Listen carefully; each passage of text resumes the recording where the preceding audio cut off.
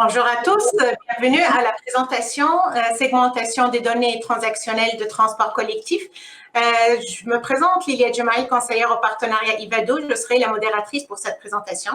Un petit rappel, les présentations durent 25 minutes, pas d'audio du côté des participants. Il serait préférable de poser vos questions le plus tôt possible durant la présentation, plutôt qu'attendre à la fin. Vous pouvez donc écrire vos questions dans le module questions de Swapcard et je vais transmettre oralement vos questions par la suite.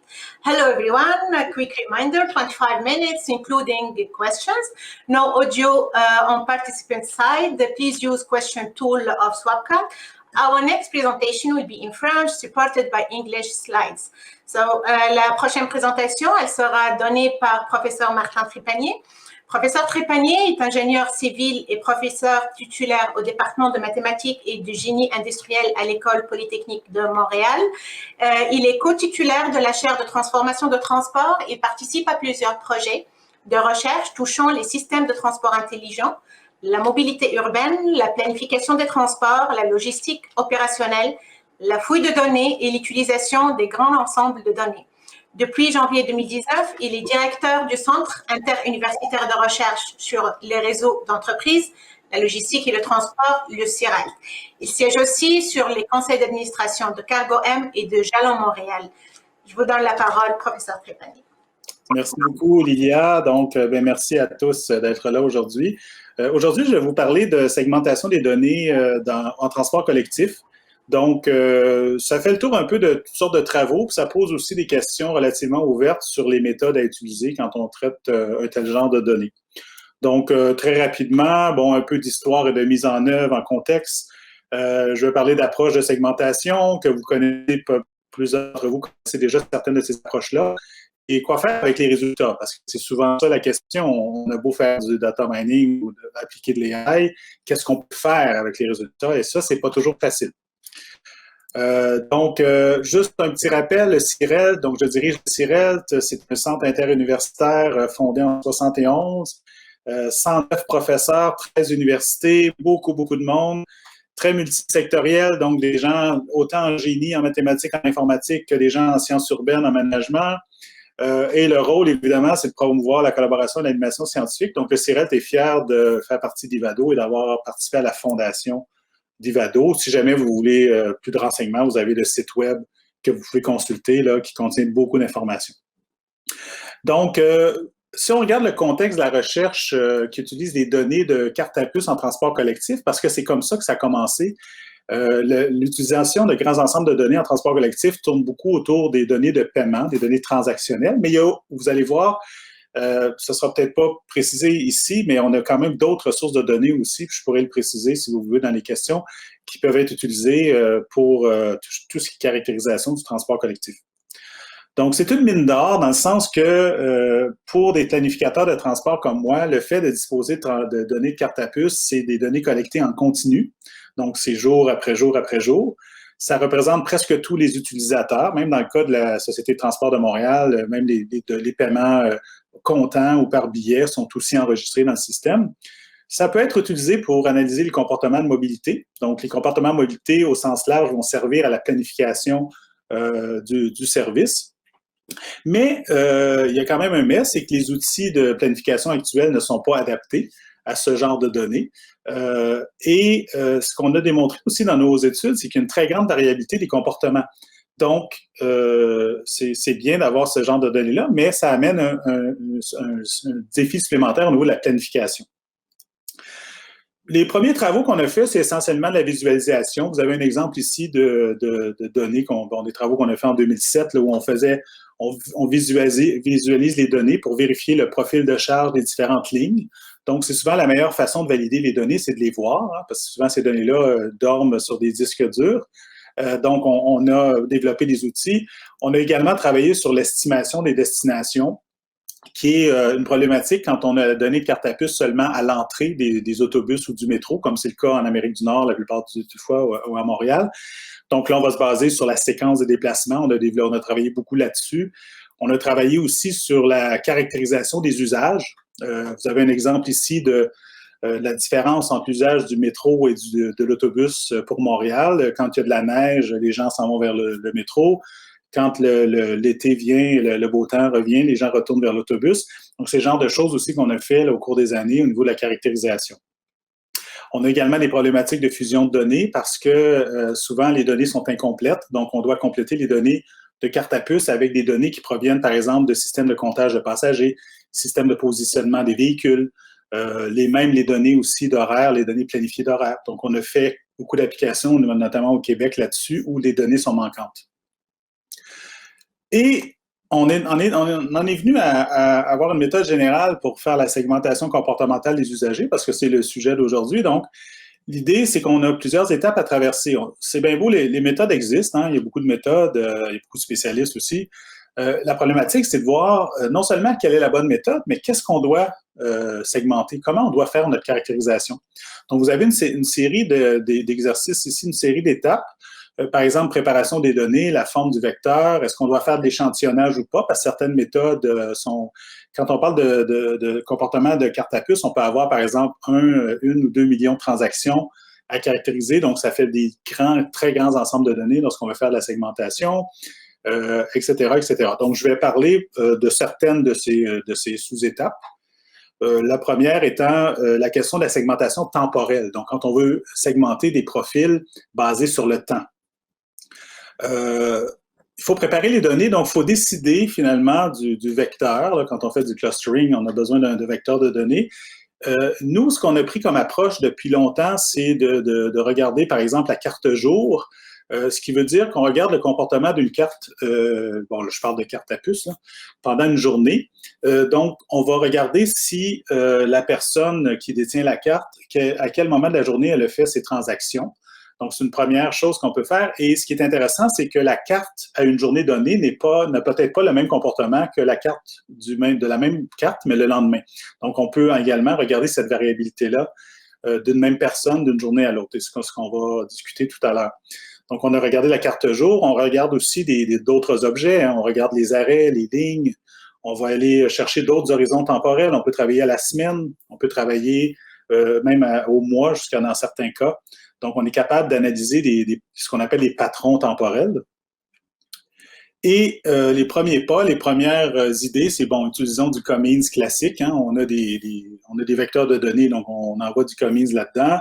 On utilise la distance euclidienne entre les observations et ça donnait quand même des bons résultats. Mais là, on parle, c'est en 2006-2007 quand on a commencé à travailler là-dessus. Et on s'est aperçu avec le temps que, puisqu'on travaille avec des séries temporelles, ben, on ne peut pas nécessairement utiliser seulement la distance euclidienne parce que vous avez ici un exemple de différents profils temporels d'usagers. Vous avez des usagers, par exemple, qui vont se déplacer plutôt à cette heure-ci et d'autres qui vont se déplacer à d'autres heures. Et quand on fait une analyse en temps de planification de transport, un usager qui se déplace, par exemple, à cette heure-ci, a le même comportement à peu près que cet usager-là, qui se déplace peut-être à cette heure-ci, mais également à l'heure à côté. Mais n'a pas du tout le même comportement que l'usager qui se déplace à l'heure numéro 6. Donc, on doit utiliser des logiques qui vont nous permettre de faire respecter justement cette question au niveau du planificateur, d'avoir des usagers qui se déplacent aux mêmes heures de la journée.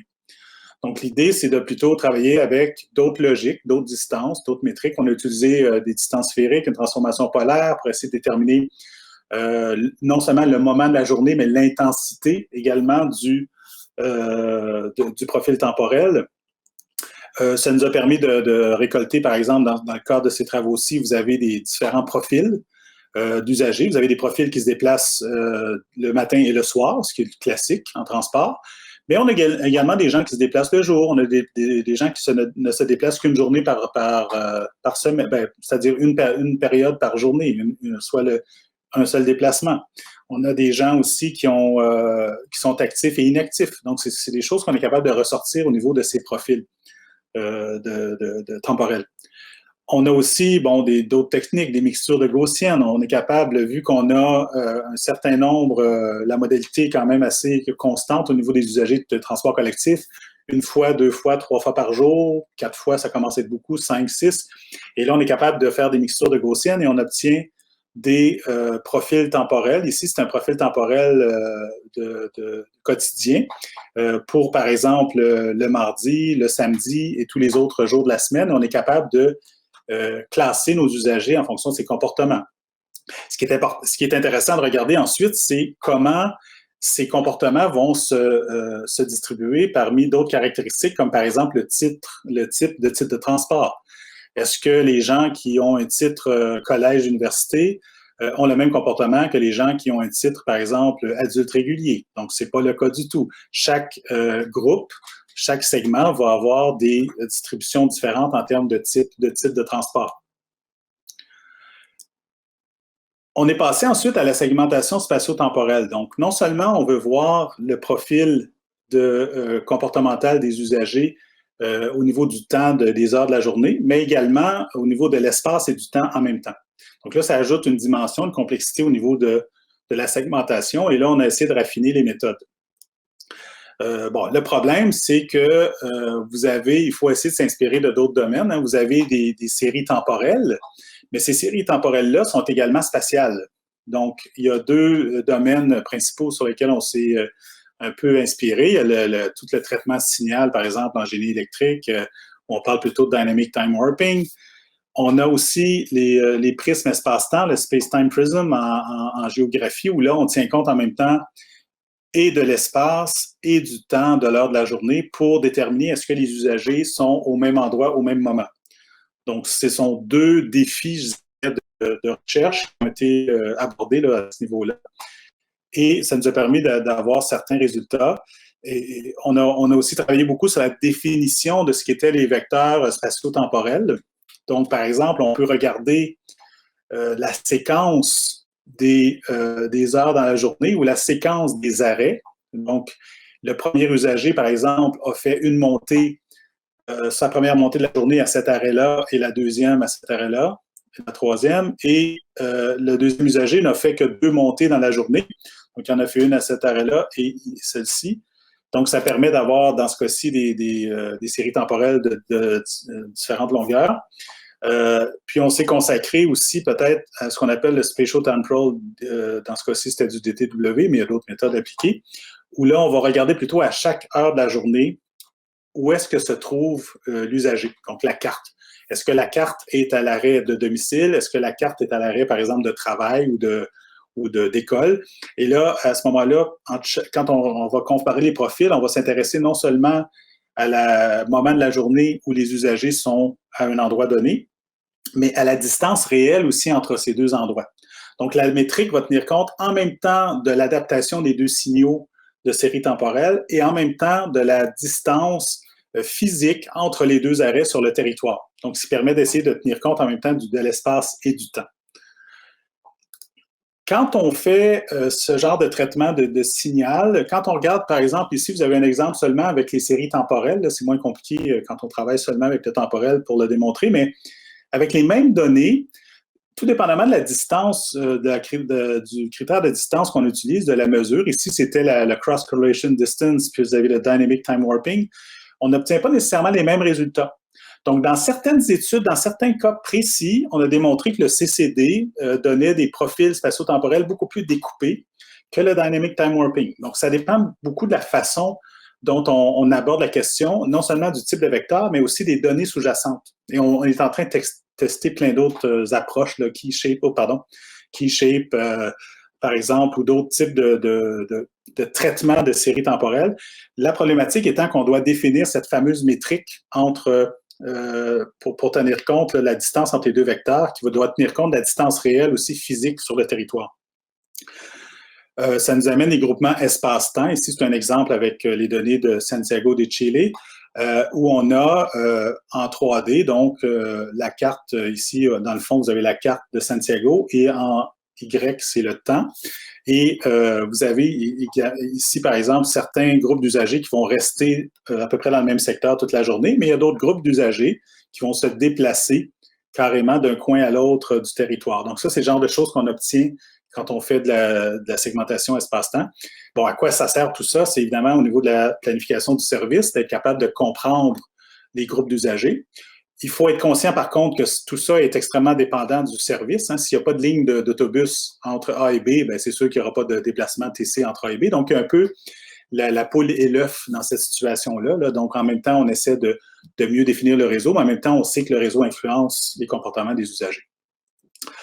on est en train de proposer une autre méthode aussi qui va faire ce qu'on appelle une modulation temporelle. C'est qu'en même temps, on tient compte de l'espace et du temps.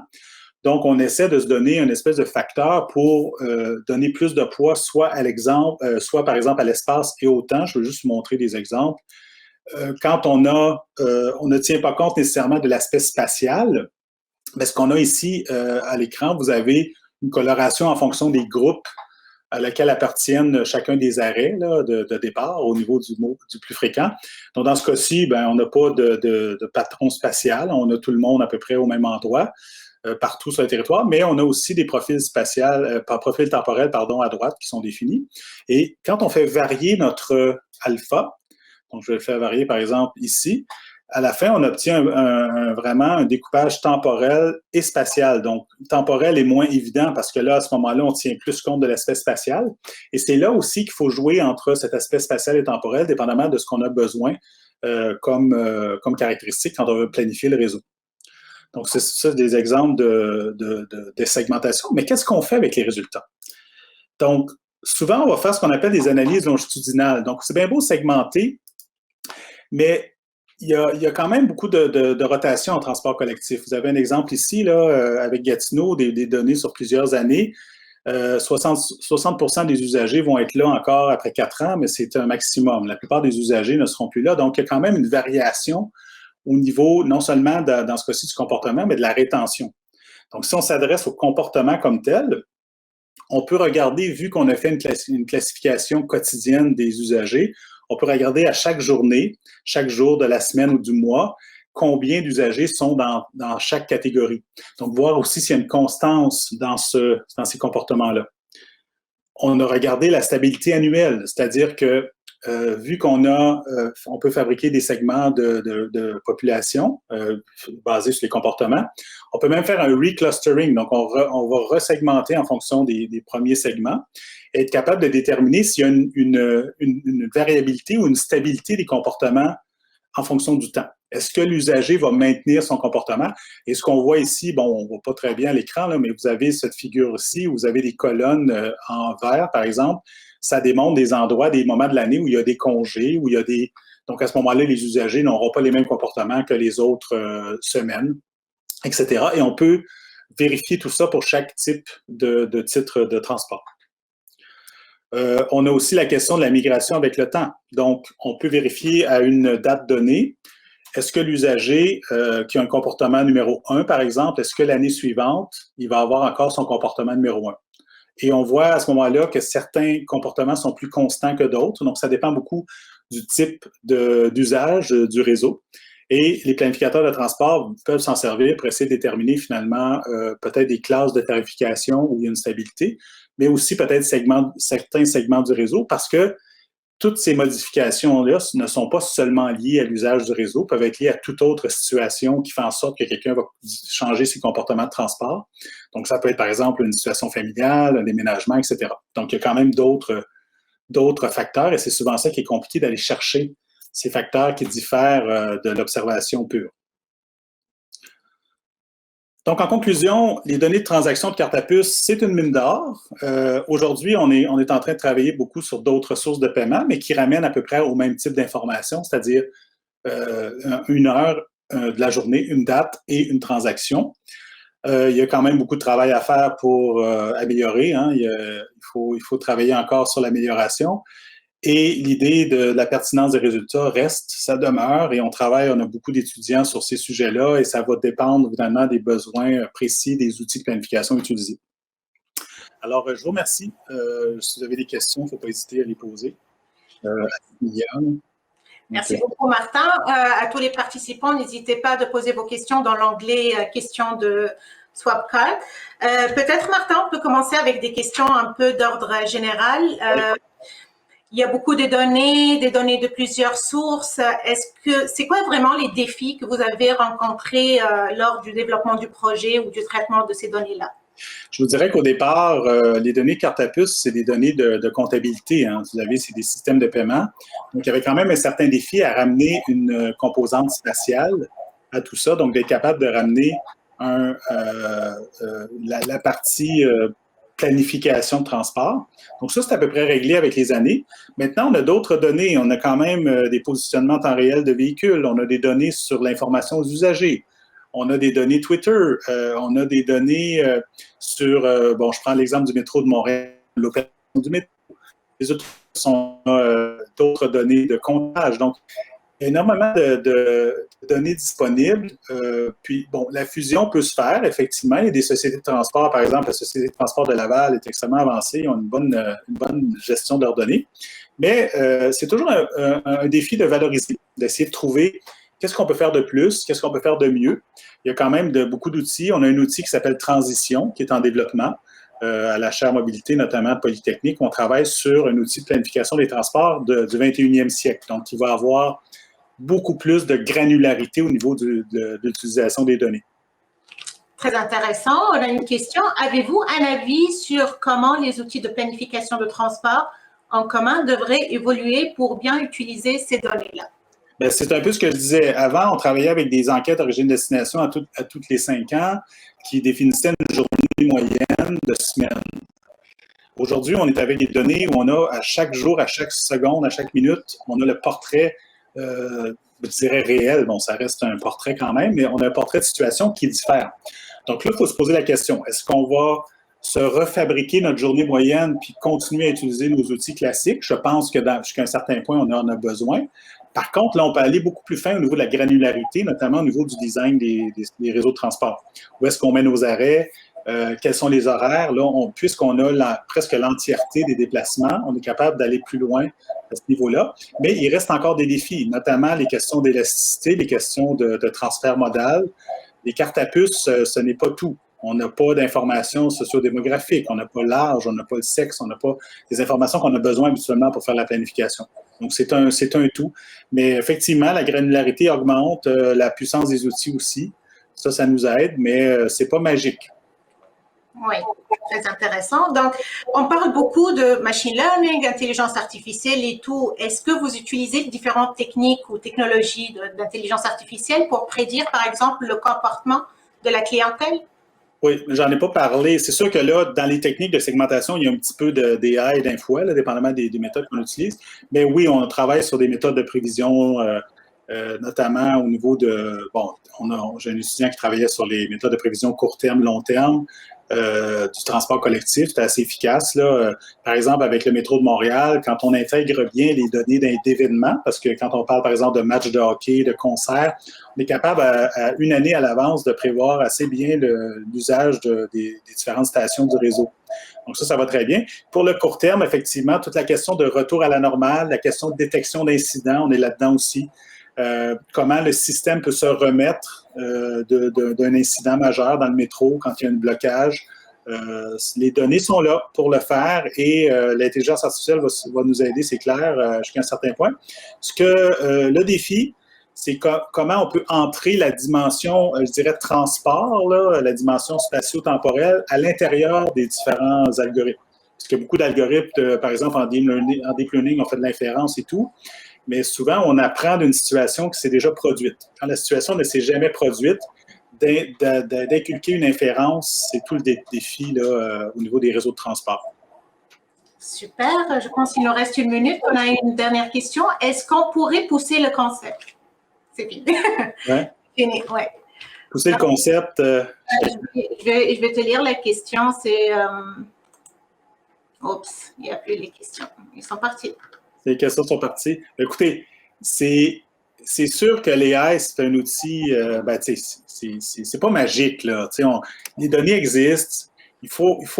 On peut, je peux mettre un étudiant, souvent l'étudiant, il aime ça programmer, il va s'arranger, il va programmer 50 méthodes, mais après ça, je vais lui demander à quoi ça sert ce que tu as fait.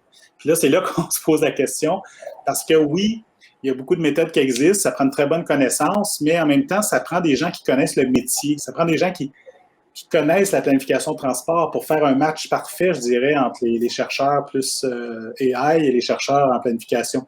Donc, j'espère, en tout cas, que si vous êtes intéressés, là, moi, je suis prêt à discuter avec vous.